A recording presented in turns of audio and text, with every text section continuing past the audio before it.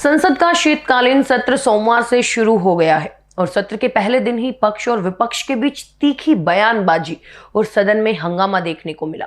सदन की कार्यवाही शुरू होने से ठीक पहले प्रधानमंत्री नरेंद्र मोदी ने संसद के बाहर मीडिया से 10 मिनट तक बात की और विपक्ष को कड़ा संदेश दिया। प्रधानमंत्री मोदी ने विपक्ष से हाल के चुनाव से मिली पराजय की निराशा से बाहर निकलने और सदन में मजबूत मुद्दे उठाने का आग्रह किया। उन्होंने स्पष्ट रूप से कहा कि ये सत्र पराजय की हताशा या विजय के अहंकार का मैदान नहीं बनना चाहिए। पीएम ने नई पीढ़ी के सांसदों पर जोर देते हुए कहा कि अनुभवी सदस्यों का लाभ नए सदस्यों को मिलना चाहिए। उन्होंने सख्त लहजे में कहा कि सदन में ड्रामा नहीं, डिलीवरी होनी चाहिए और जहां श्री गुरु तेग बहादुर साहिब के 350वें शहीदी दिवस को समर्पित पंजाब सरकार की श्रद्धा और सत्कार से भरपूर पहल पंजाब के 23 जिलों में गुरु साहिब के जीवन और बलिदान को दर्शाते light and sound show Srinagar, Gurdaspur, Faridkot और तख्त श्री दमदमा साहिब, तलवंडी साबो से अनंतपुर साहिब तक 4 महान नगर कीर्तन तथा 23, 24 और 25 नवम्बर को अनंतपुर साहिब में होने वाले भव्य समागमों में मुख्यमंत्री सरदार भगवंत सिंह जी मान की ओर से सभी को नतमस्तक होने का हार्दिक अनुरोध। आइए अपनी अटूट श्रद्धा और सत्कार के साथ इन समागमों का हिस्सा बने। यहाँ जोर नीति पर होना चाहिए, नारों पर नहीं। उन्होंने ये भी कहा कि अगर विपक्ष चाहे तो वो उन्हें कैसे परफॉर्म किया जाए उसके लिए टिप्स देने को तैयार है। उन्होंने चिंता व्यक्त की कि सदन में पहली बार चुनकर आए युवा सांसदों को अपने क्षेत्र की समस्याओं के बारे में बताना या अपना सामर्थ्य दिखाने का अवसर नहीं मिल रहा। पीएम मोदी ने अपनी बात खत्म करने के बाद राज्यसभा में नए सभापति सीपी राधाकृष्णन का स्वागत किया। उनके अभिवादन में स्पीच दी। इसके बाद नेता प्रतिपक्ष और कांग्रेस अध्यक्ष मल्लिकार्जुन खड़गे ने सभापति का अभिवादन करते हुए एक विवादास्पद मुद्दा उठाया।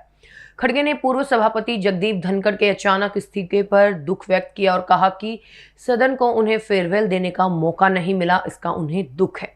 खड़गे की इस टिप्पणी पर बीजेपी अध्यक्ष और केंद्रीय मंत्री जेपी नड्डा ने तीखा पलटवार किया और नड्डा ने कहा कि बिहार, हरियाणा और महाराष्ट्र में मिली हार ने खड़गे को काफी तकलीफ पहुंचाई है और उन्हें अपनी तकलीफ डॉक्टर को बतानी चाहिए। खड़गे ने आगे सभापति सीपी राधाकृष्णन से कहा कि वो अपने आसन से ज्यादा उस तरफ यानी सत्ता पक्ष की ओर ना देखे, उसमें खतरा है। उन्होंने कहा कि प्रधानमंत्री जोरदार तकरीर करके बाहर आए हैं जिसका जवाब हम सदन के भीतर देंगे।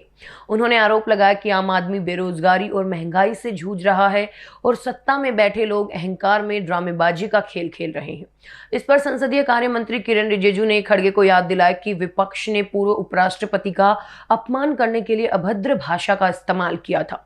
सत्र के पहले दिन लोकसभा में कई महत्वपूर्ण विधायी कार्य हुए। वित्त मंत्री निर्मला सीतारमण ने 2 अहम बिल पेश किए जो तंबाकू और पान मसाला पर नई कर व्यवस्था से जुड़े हैं।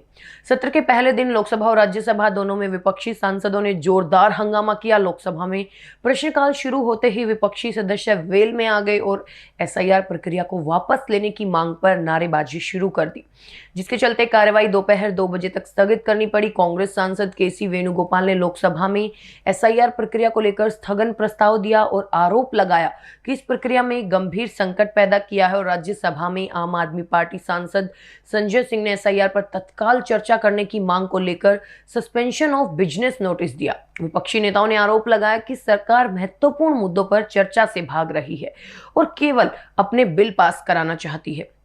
शीतकालीन सत्र में कुल 10 नए बिल पेश होंगे जो देश के कई महत्वपूर्ण क्षेत्रों में बदलाव ला सकते हैं। इनमें सबसे अहम एटॉमिक एनर्जी बिल है, जिसके तहत निजी कंपनियों को न्यूक्लियर पावर प्लांट लगाने की अनुमति देने का प्रस्ताव है।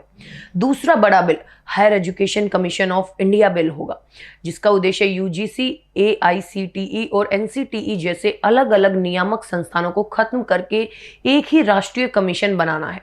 इसके अलावा विपक्षी दल मुख्य निर्वाचन आयुक्त ज्ञानेश कुमार के खिलाफ महाभियोग लाने पर विचार कर रहे हैं और जस्टिस यशवंत वर्मा के खिलाफ महाभियोग प्रक्रिया भी इस सत्र में पूरी होने की संभावना है।